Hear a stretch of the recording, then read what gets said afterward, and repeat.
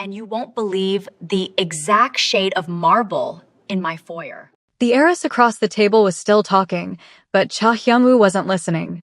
Somewhere around the 12th minute of her explaining the architectural nuances of her family's summer estate in Milan, his patience had quietly evaporated. This was the third setup this week. 3. In the span of a single month, his grandmother Soo-hee had apparently decided his life was a PR disaster waiting to happen. That was the only explanation Hyun-woo had. Because who blackmails their own grandson into a forced marriage to appease a conservative board of directors? The kind of matriarch who held the controlling shares of his empire and had decided his rebellious streak was now a corporate liability. Settle down and show them stability, the old woman had said, her voice sharp as glass over the phone. Bring a fiancé to the gala or the CEO title goes to Min Jae. Hyun-woo had gripped his phone, the skin around his neck tattoo prickling with irritation. His cousin Min Jae, who had once lost $3 million investing in a virtual yacht. So here he was, wearing a fitted black suit jacket over an open-collared shirt, sitting in a Michelin-starred restaurant while a woman across from him described the exact shade of imported marble in her foyer. His phone vibrated against his ribs. He pulled it from his jacket pocket under the table. It was his chief operating officer, Tae. "Excuse me," Hyun-woo said, standing up and offering the heiress a tight, utterly empty smile. "I need to take this." He stepped out onto the restaurant's private terrace, the cool night air doing nothing to calm his nerves. He pressed the phone to his ear. "What?" "A joy to hear your voice, as always," Tae said, sounding infuriatingly entertained. "How is candidate number 3? Tae." Hyun-woo ran a hand through his layered blonde hair, tugging slightly at the roots. "I have been gritting my teeth so hard my jaw is clicking. I know her preferred brand of polo mallet. I know her poodle has a designated private chef. If I stay in there one more minute, I'm going to set something on fire." Tae chuckled, a sound that grated on Hyun-woo's last nerve. Then, the line went quiet for a beat. "You know, what if you just bypass the matchmaking?" "Bypass it how?" "Throw Min Jae off a bridge." "No. Just give the board what they want. The illusion of stability. Find a woman, pay her, and have her wear a ring for a few months until your shares vest and Soo-hee backs off. Fake the engagement. Then you break it off later due to irreconcilable differences." Hyun-woo went completely still, the city lights reflecting in his dark eyes. An image suddenly anchored his chaotic thoughts, composed, brilliant, unflappable. Someone the board couldn't dismiss. Someone he trusted implicitly with his life. "I have to go," he said. He hung up, turned on his heel, and walked back to the table. He looked down at the heiress, who paused mid-sentence, looking up at him expectantly. "I apologize," Hyun-woo said, his voice dropping into its usual, uncompromising cadence. "A corporate emergency requires my immediate attention. Have a good evening." He didn't wait for her reply. He was already heading for the door, walking out into the night and heading straight for the one person whose quiet, perfectly organized sanctuary he was about to completely upend, Fina. If you're new here, welcome to Afro-Korean Cartel Stories.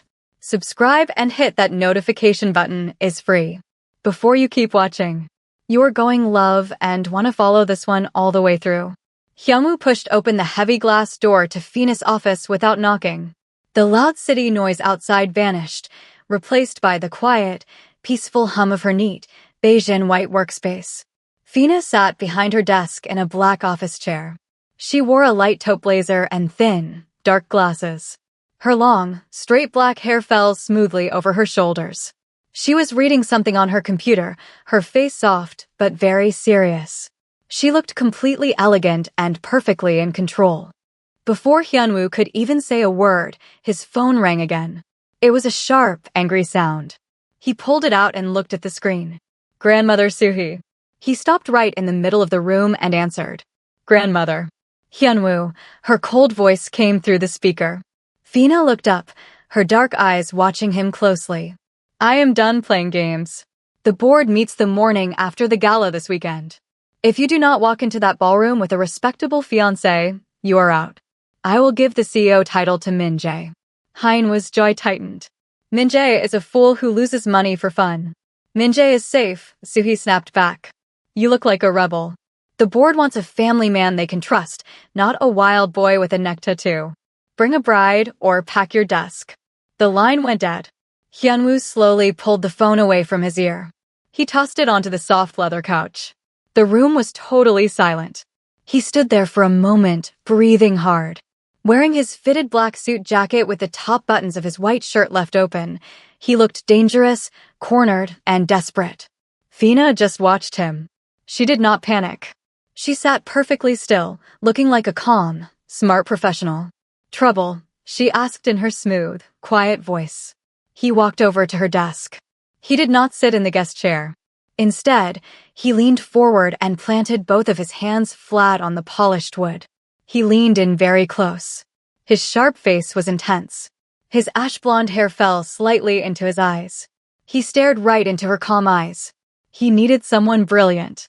He needed someone the strict board could never reject. He needed her. Fina blinked once behind her glasses. She already knew exactly what he was going to ask. "Pretend we're engaged," he whispered. Fina did not blink. She just sat back in her black chair and folded her hands on her lap. "No. Fina, please." Hyunwoo did not move back. He stayed leaning over her desk, his hands pressed flat against the wood.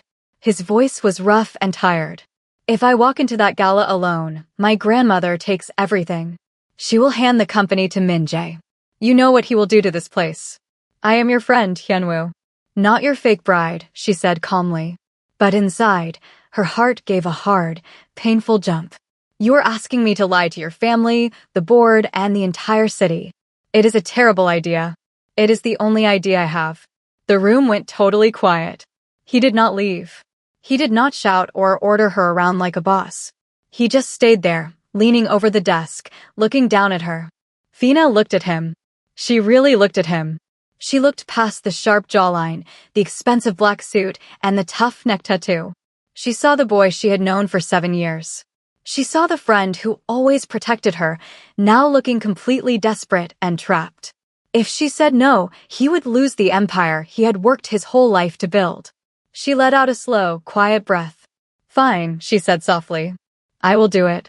Hyunwoo closed his eyes for a second. The tension left his shoulders, and he looked incredibly relieved. "Thank you," he breathed out. Hours later, Fina was alone in her quiet apartment. The city lights glowed through her window.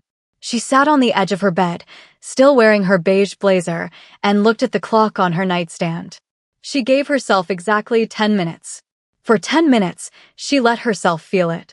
She let herself feel the secret love she had hidden for him for years. She thought about how much it would hurt to hold his hand, to wear his ring, and to know none of it was real. Her chest ached with a heavy, deep sadness. When the clock changed, the 10 minutes were up. Fina stood up, took off her glasses, and wiped her eyes. She pushed the feelings deep down and locked them away. She walked over to her laptop, opened a blank document, and started making a plan. There was work to do. The ballroom of the Grand Hotel was filled with bright lights and rich, judging eyes. It was their first public test. Fina walked beside Hyunwoo, her arm slipped easily through his. She wore a deep emerald gown that looked beautiful against her medium brown skin. The heavy diamond ring on her finger felt cold, but her smile was perfectly warm. When they faced the cameras, Fina did not freeze. She leaned into his side, laughing softly at something he hadn't even said. She was flawless. She greeted older board members with total respect and easily charmed the younger, jealous guests. Every move she made was calculated and smooth. Hyunwoo, however, kept forgetting his lines. He was supposed to be playing the part of a man tamed by love. Instead, he found himself just staring at her. He watched the way the chandelier light caught her long, dark hair. He watched how her calm, intelligent voice easily quieted a rude investor. When a wealthy businessman stood a little too close to her, Hyunwoo stepped in immediately. His protective instinct flared up, sharp and real, completely breaking his rehearsed act. He pulled her gently by the waist, his intense eyes daring anyone to challenge them. He was not acting. He was just watching the woman he thought he knew so well, suddenly amazed by her. Later, the ride back to her apartment was completely silent. The thick glass of the luxury car blocked out the loud city noise. Fina stared out the window, exhausted from hiding her true feelings all night. Hyamu sat beside her, his suit jacket unbuttoned. He turned his head to look at her quiet, serious face in the dark. "You were incredible tonight," he said. His voice was low and slightly rough. Fina kept her eyes on the passing streetlights. She did not look at him. If she looked at him, the walls she had built during her 10-minute breakdown might shatter. "That is the job, Hyunwoo," she replied evenly. "I told you I would handle it." "I didn't mean just the acting," he said softly. Fina finally turned her head. The space between them in the back seat suddenly felt dangerously small. He was looking at her like she was the only real thing in the world. Neither of them was talking about the fake engagement anymore. The Cha family estate sat behind tall, heavy iron gates. It was quiet, cold, and massive. Inside the grand main hall, grandmother Suhee waited. She was perfectly polite, offering them hot tea in delicate cups. But her sharp eyes watched their every move. She was studying them, looking for a single mistake or a crack in their story. Cousin Min Jae lounged on a velvet sofa across from them. He smiled widely, but the warmth did not reach his eyes. His charm was the kind that instantly warned you not to trust him. Leaning forward, he asked tricky, probing questions about their sudden romance, trying to catch them in a lie. Fina handled it flawlessly. She did not flinch. She had spent 7 years learning exactly how Hyen's ruthless world worked. She answered Min Jae with a calm, steady voice, offering perfectly crafted stories. When she gently touched Hyen's arm to complete the picture of a loving couple, her hand was warm and relaxed. Hyunwoo sat very close to her, his jaw tight. He watched his family carefully, completely ready to defend her the second Min Jae crossed a line. By the time evening came, the polite act had drained them both. A quiet servant led them upstairs to their shared guest suite. The heavy wooden door clicked shut behind them, leaving them completely alone. The bedroom was huge, with high ceilings, soft lighting, and a massive bed sitting right in the center. Yet, as the silence stretched out, the large space suddenly felt incredibly small. Hyunwoo immediately pulled off his black suit jacket and tossed it onto a chair. He let out a long, heavy breath and rubbed the back of his neck, right over his tattoo. The dangerous, defensive energy he had carried all day began to fade, leaving him looking tired and vulnerable. Across the room, Fina stood near the tall window. She kept her arms crossed tightly over her chest like a protective shield. They stayed on opposite sides of the room, staring at the floor, the walls, the window, anywhere but at each other. The public performance was over for the night, but the quiet, electric air between them felt heavier and more dangerous than ever. The flash of cameras followed them into the bright art gallery. It was another planned date to keep the public talking. For the first hour, they played their parts perfectly. Hyunwoo held her hand closely, and Fina smiled politely at the paintings. But by the time they left the gallery and sat down in a dark, quiet restaurant, the act began to fade. There were no reporters here. They were seated in a private corner booth. Hyunwoo leaned back in his chair, undoing the top button of his shirt. He looked relaxed, the dangerous edge finally softening. They talked about work at first, easily falling into their normal rhythm. Then, the conversation slowly shifted.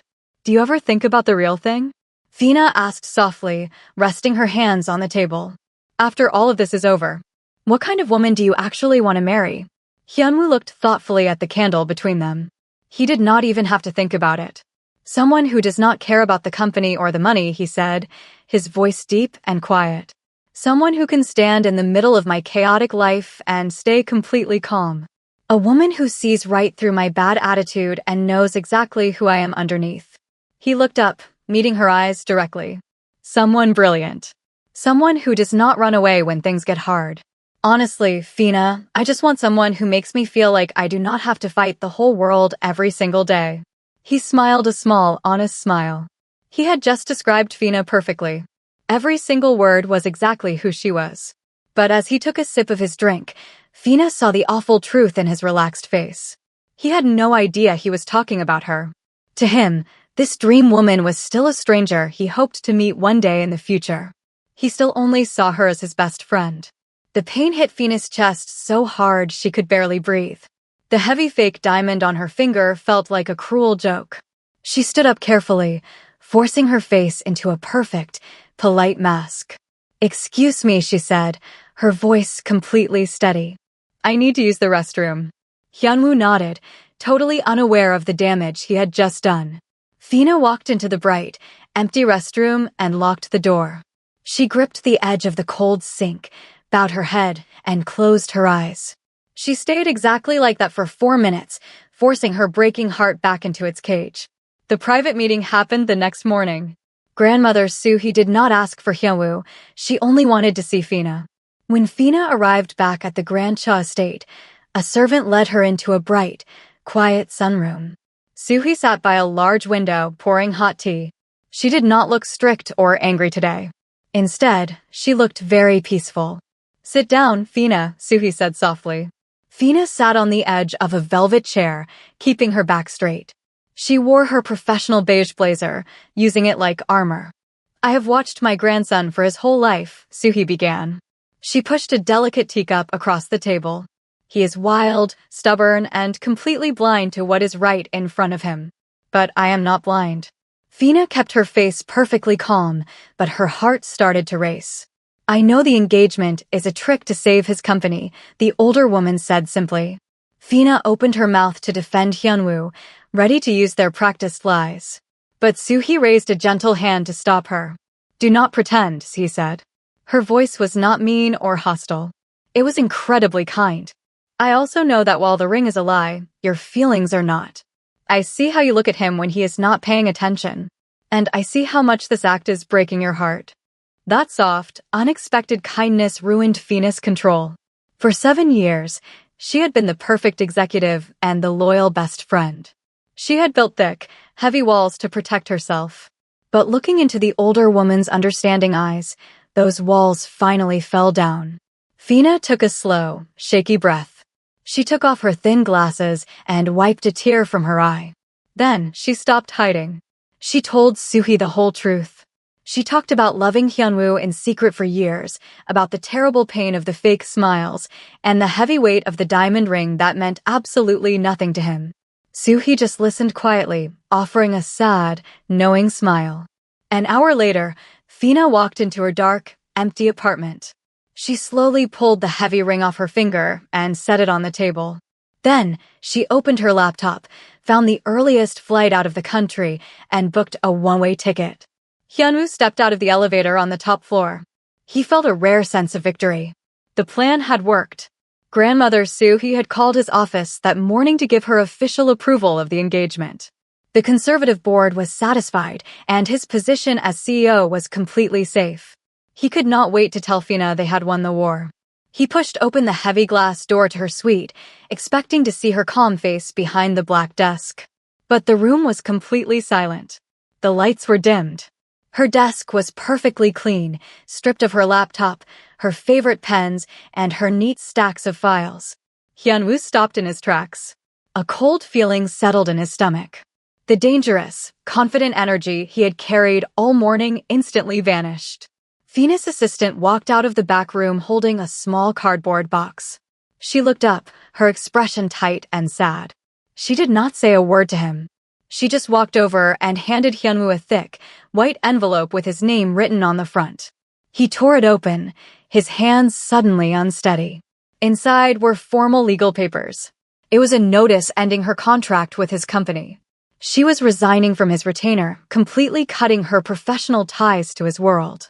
Tucked behind the thick legal papers was a small, folded piece of stationery. He opened it. There were only 2 words written in her elegant, careful handwriting. "Be happy." Hyunwoo stared at the paper. He read the 2 words again.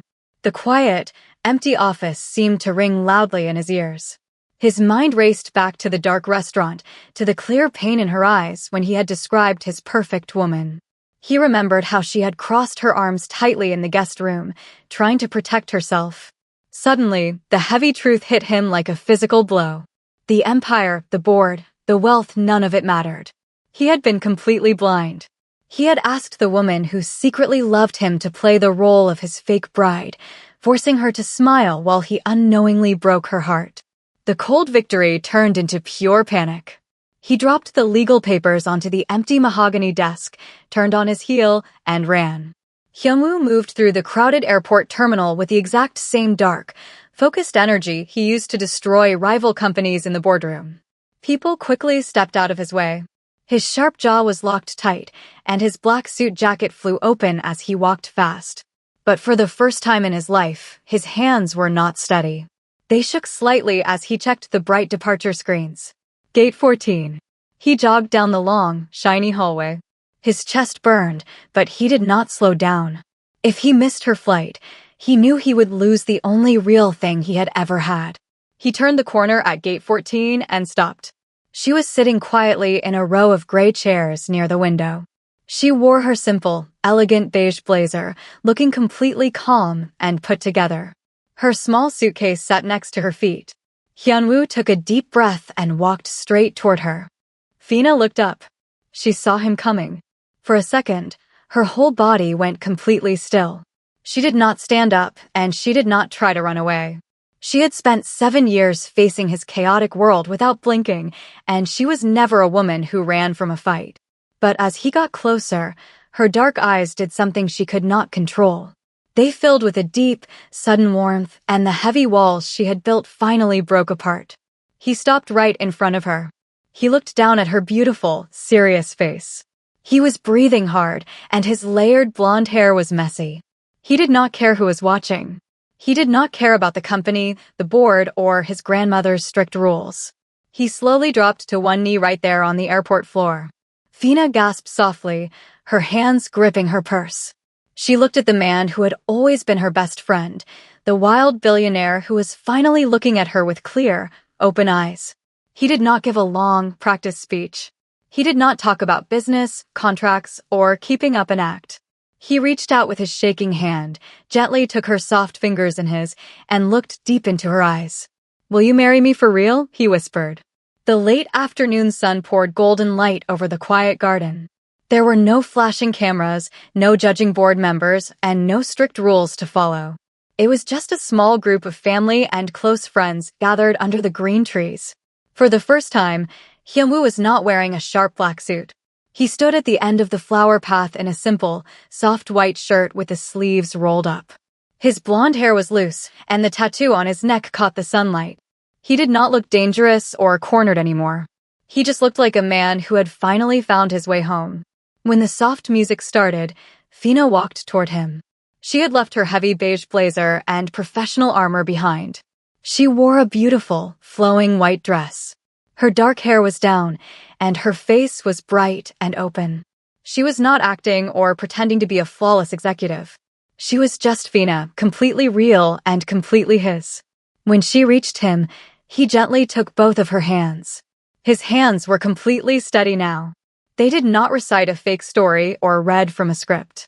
They looked right into each other's eyes and said real, honest words. He promised to always protect her heart, not just his company. She promised to stay by his side, no longer hiding her feelings in secret. 3 years later, that same garden echoed with loud, happy laughter. A little boy with messy blonde hair and bright, dark eyes ran across the green yard, chasing a red ball. Hyunwoo caught the boy easily, lifting him high into the air as the child giggled wildly. Fina stood on the porch, watching them with a warm smile. She felt a deep, perfect peace. She thought about how this amazing life had started, with a desperate, wild whisper across a polished mahogany desk. The heavy lies, the fake diamond ring, and the scary boardroom threats felt like a lifetime ago. As Hyunwoo carried their son over to kiss her cheek, Fina leaned into him. Looking at her family, she understood the quiet truth. The best love stories do not need a perfect corporate plan. They are the ones that were always true, just waiting for the right moment to finally be spoken.